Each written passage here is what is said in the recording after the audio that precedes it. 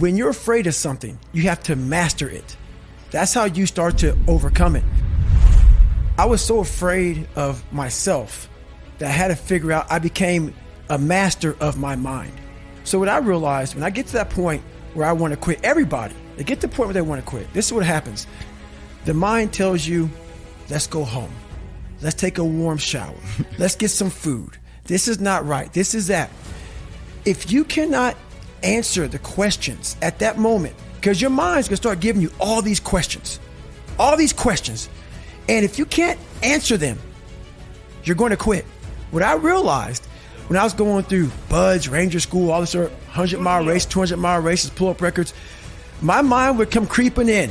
Like when I was doing 4,030 pull-ups at 2,000 pull-ups and my hands were ripped open, my mind said, look, brother, we've done all these other things. You've proven yourself. You're good. If I didn't have the answer to respond to my mind and say why I'm here, why I'm doing this, you will always lose that fight. You have to have the response to what your mind is going to tell you. And another thing about that is self-talk.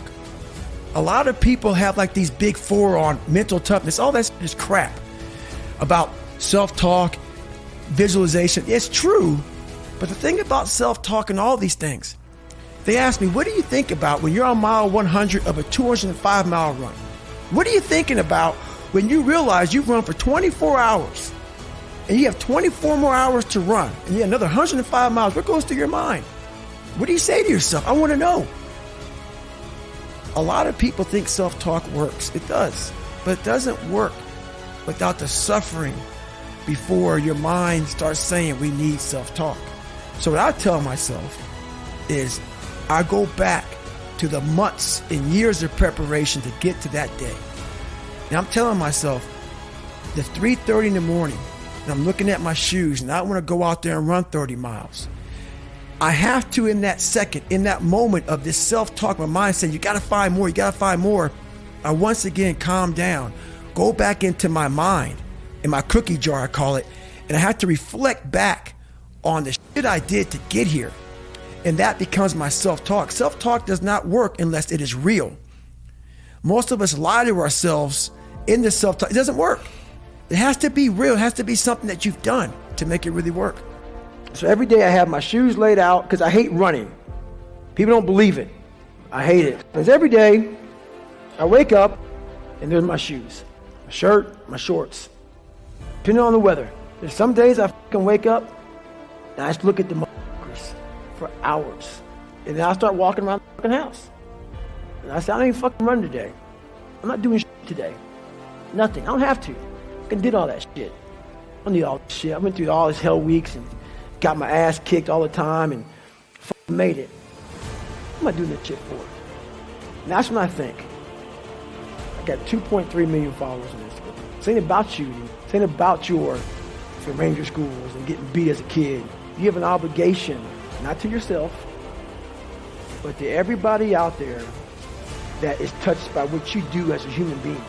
While nobody knows what I'm doing, no one is videoing me and I am a virtual trainer mentally, because there's a lot of people out there saying, man, David Goggins,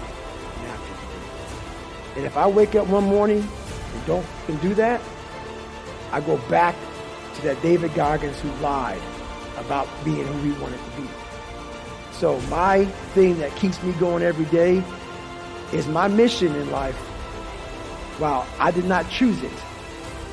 I'm an introvert and I hate what we're doing even right now, is to always stay the course. You man the fuck up every fucking day of your life because you know exactly what it is to not man up. I've done that too many times in my life. So that's what keeps me going. There may be some days I get up with poopy pants and I'm like, you know what, man? Like, what am I training for? I have no race in the docket. Why am I having this such a structured life? Why? And I'm like, you know what? I'm good. Done. I retire every day.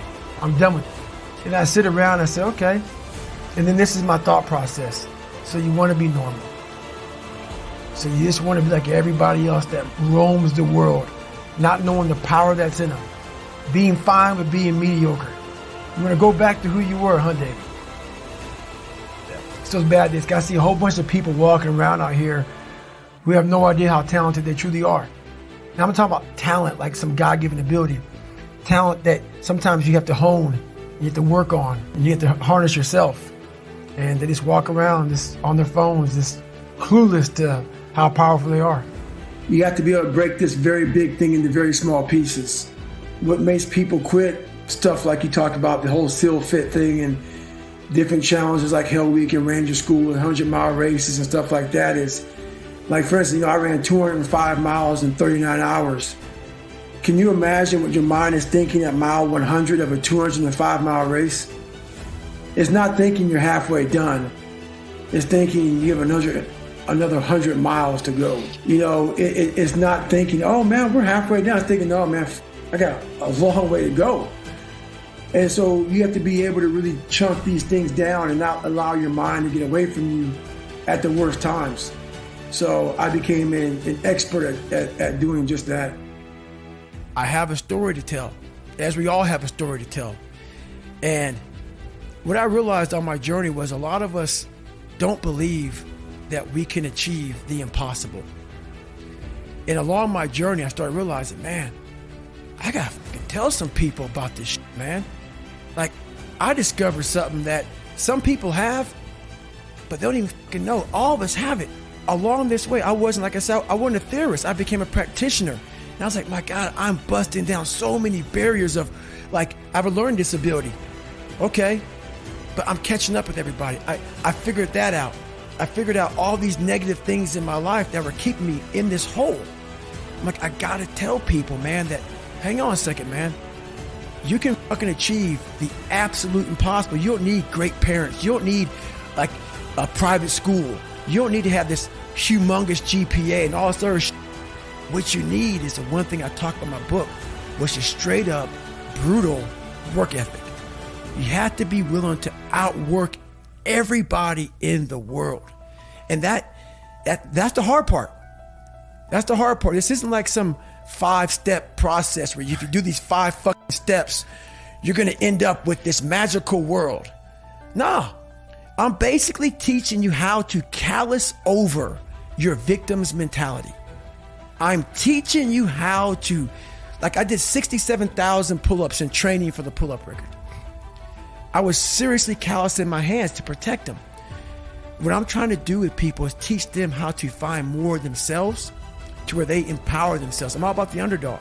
So that's what the book's all about, man. It's all about having that step process, and I had to share this with people.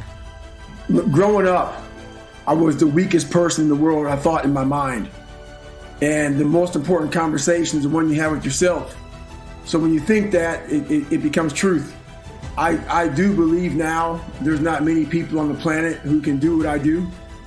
I don't do it for money. I don't do it for fame. I don't do it for a professional sport. I don't do it for a trophy. I don't know many people who get up and get after it like I do on a daily basis for absolutely nothing. No one sees me. No one knows me. No one knows half the shit I do on a daily basis. And I don't know of anybody who would do it for nothing, just for nothing, just for pure fact of I'm trying to get harder and tougher mentally and physically every day of my life.